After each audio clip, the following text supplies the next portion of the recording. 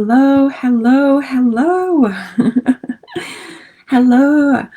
I am super excited to join you today and to be talking about how to niche in your coaching business. A question I get asked a lot is about how do I decide what kind of coach I want to be, or how do I niche, or I need help niching and understanding who it is that I'm helping. Right. And so today I thought it'd be nice to have a quick chat about how to decide how to niche and how to decide what niche you want to go into. So as always, I'm Rebecca Lockwood, your neuro-linguistic programming trainer, hypnosis trainer, and breakthrough coach. And I'm super excited to be chatting with you today. As always, I've got my notes in front of me to make sure I don't go off on a tangent.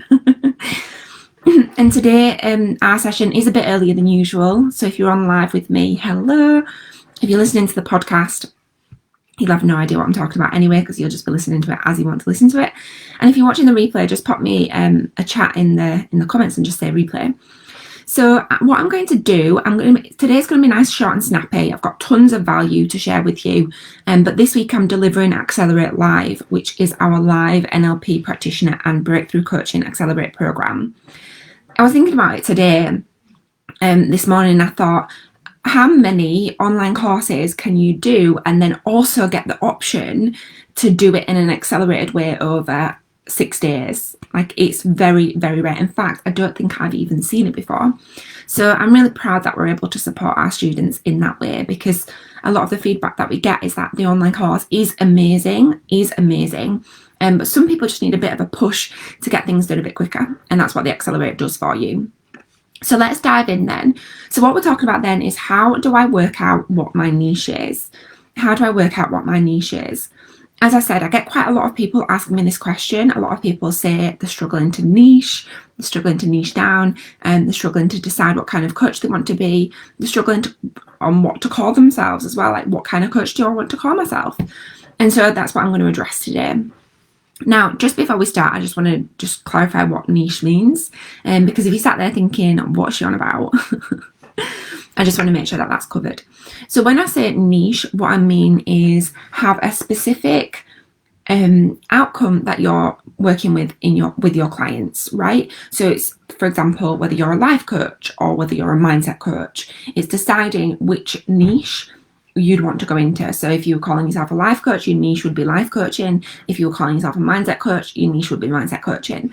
And actually, if I'm honest, they both could be very similar anyway. You could actually be doing the same thing if you're a mindset coach or a life coach. Okay, and we're going to dive into why that is and how to decide what to call yourself as well. So the first thing that we need to ensure that we do is to ensure that you've got the right training so that you can niche in whatever you feel called to niche in, and not what your training limits you to. Now, what I mean by this is that if you complete a course in one specific area, I can think of a couple, but I don't want to call anybody out, and you can go through that training, then as you finish that training, you can only coach people in one specific thing. That's really limiting you. So you're kind of stuck with that. I mean, if you decide that that's the niche that you want to go in, then brilliant. But if you come out of it and you're thinking, I'm not quite sure about this, but you've only done training in that one specific area, then you're going to be a bit stuck. Now, what we offer within our training is within our breakthrough NLP practitioner course and our breakthrough coaching program, is we ensure that you learn everything that you need to learn, and then you can take it away and decide what you want to niche in, right? Because you can apply what we teach you to every single niche, right? We've had parenting coaches go through, we've had teachers go through it, we've had mindset coaches, breakthrough coaches, brand coaches, we've had a number of brand coaches, we've had a number of parenting coaches as well, actually, and people who work in education. We've got coaches who work with people with special needs.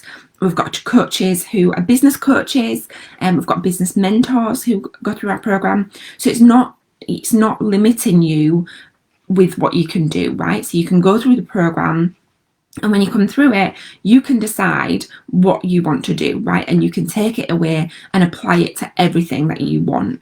So, for example, if you went through the program and you decided, right, I really want to help people believe in themselves more, have more confidence, you can do that. If you went through the program and thought, right, I want to help people build a successful business, you taught all of the tools and techniques to allow you to do that. So you can decide what you want.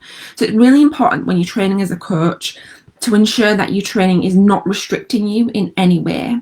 So like I said, for example, if you train in a certain modality, that when you've gone through it, you can only coach people in that modality, you've kind of stuck yourself a little bit, right? You've stuck yourself. So you want to make sure that you are covered and you aren't going to come out of the other end with only one specific thing that you can do. You want to make sure that the training supports you so that you can apply it to any niche that you want, right? So number 2, practice with clients first and get lots of practice clients. So I talk about this quite a lot, and you may have heard me say this before if you've been on one of my trainings.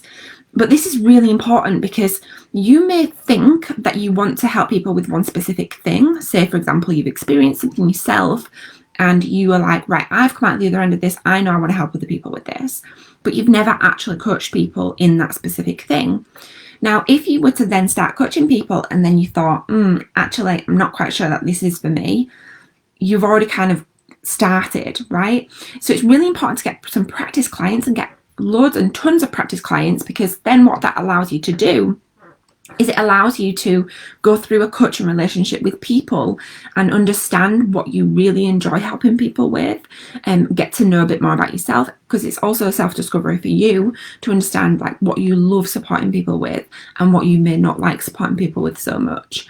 Now, I experienced this when I first ever trained in neuro-linguistic programming, and what happened was I went and trained in NLP to apply to my sales career, right? So I thought that I was going to be a sales trainer and a sales coach. And at the beginning, that's what I thought I was going to do, because I'd previously done that. I'd done that in my corporate job. I was a sales coach, a sales trainer. And so I was like, right, well, it makes sense now to help other people and women and business owners with sales, right?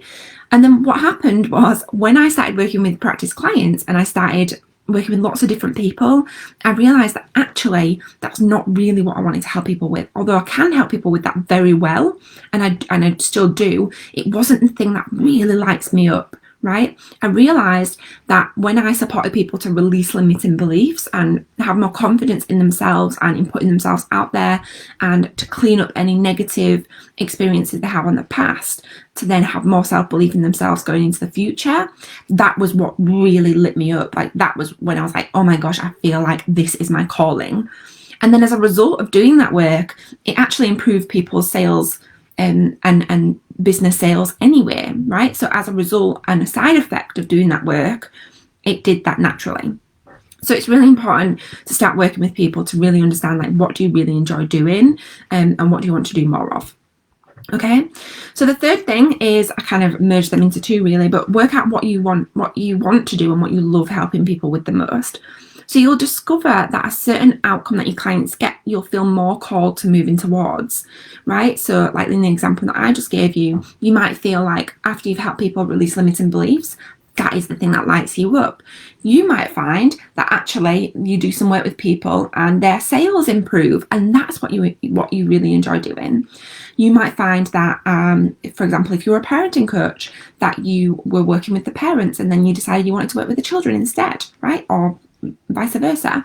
You know, like, it's really important to get the practice clients, because then you can really understand what you really enjoy and what you really want to do. Number 4, which is last but definitely not least, is when it comes to calling yourself something. So for example, whether you're calling yourself a life coach or a mindset coach or a transformational coach, which I've seen a lot of people do, you need to make sure that you're calling yourself something that people really understand. Like, so it's really simple. So if you was to explain it to a 5-year-old child, they would understand what you do. Now, I've seen people calling themselves like all sorts of things, and you know, people can get really creative with what kind of coach they want to call themselves. However, if your client or a potential client doesn't understand what you mean, then there's no point. Like, it doesn't matter how creative you can be, doesn't matter how creative you are. If your potential client doesn't understand what you're calling yourself and what kind of coach you're calling yourself, then it's pointless, right? So I just use the example transformational coach. If you're calling yourself a transformational coach and your potential client doesn't understand what a transformational coach is, then you're kind of a bit lost, right? So it's really important to make sure it's really straightforward and really simple. So for example, if you are wanting to call yourself a mindset coach, does your potential client understand what a mindset coach does? If you're calling yourself a life coach, does your potential client understand what a life coach does? And we can find out really simply whether people understand this, either by just putting out a survey, putting out a post on social media and asking, or just picking up the phone and calling people, possibly your people who you've practiced with, or potential clients, or people who you may have worked with in the past. If you're already calling yourself something, you're already working with clients and you wanted to just do some research on it. So that's it from me today. I said it was going to be nice, short and sweet because I'm training Accelerate this week, which is super exciting.